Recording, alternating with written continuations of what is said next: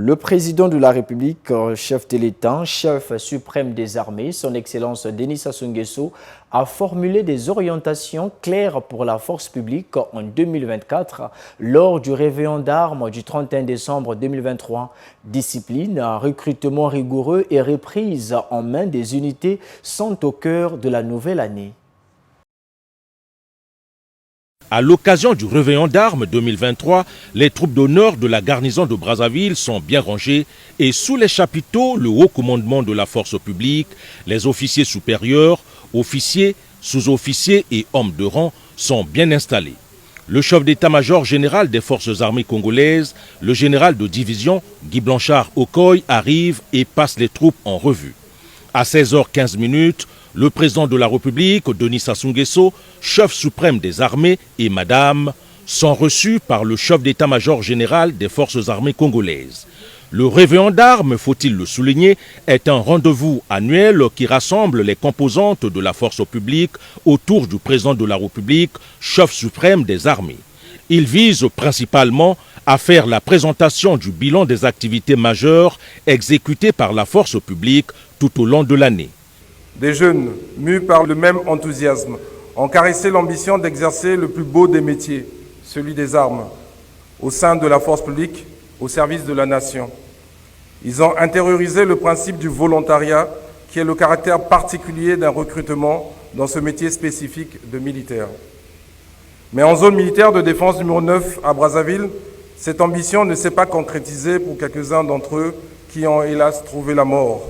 Et d'autres ont été blessés à la suite d'un accident tragique survenu lors des opérations d'enrôlement au camp d'Ornano. Nos mots n'auront ni la résonance ni la portée de ceux que vous avez déjà prononcés lors du message sur l'état de la nation devant le Parlement réuni en congrès le 28 novembre 2023 et lors de la réception des familles le 29 novembre 2023 au Palais du Peuple. Dans ce même lieu, le 31 décembre 2022, vous prescriviez à la force publique, au-delà des directives devenues permanentes,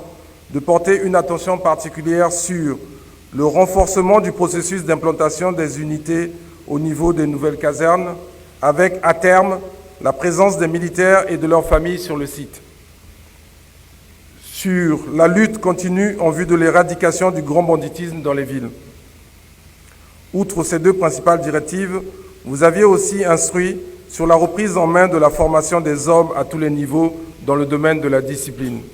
Le général de division Guy Blanchard Okoye a également présenté au chef suprême des armées les perspectives de l'année 2024. L'action de la force publique en 2024 pourrait porter sur la gouvernance administrative, stratégique et logistique, par l'opérationnalisation de la direction centrale du génie et de ses bataillons, la mise en œuvre du décret relatif à la répartition des compétences territoriales entre la gendarmerie nationale et les forces de police, la consolidation de la phase dite de sédentarisation dans les nouvelles casernes, la définition des minima opérationnels en vue de leur budgétisation optimale, l'élaboration d'une nouvelle loi de programmation militaire, la consolidation de l'instruction et de l'entraînement des personnels à travers la formation continue, l'amélioration des conditions de vie, de travail et d'études, particulièrement dans les écoles et les centres de formation, la finalisation du cadre organique de l'Institut des hautes études maritimes et fluviales, le suivi de l'exécution du projet de construction de l'unité de confection textile. Enfin, le renforcement de la coopération de défense et de sécurité.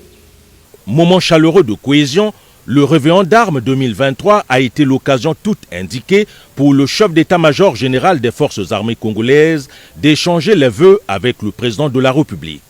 Dans le déroulé de la cérémonie, le chef d'état-major général des forces armées congolaises a remis au président de la République un cadeau de fin d'année au nom de toutes les composantes de la force publique.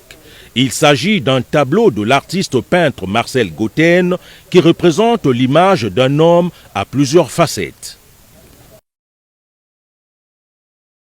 S'adressant aux membres de la force publique ce 31 décembre 2023, le président de la République a d'emblée félicité ces derniers pour leur engagement au service de la République, tout en rappelant leur mission permanente comme édictée le 31 décembre dernier,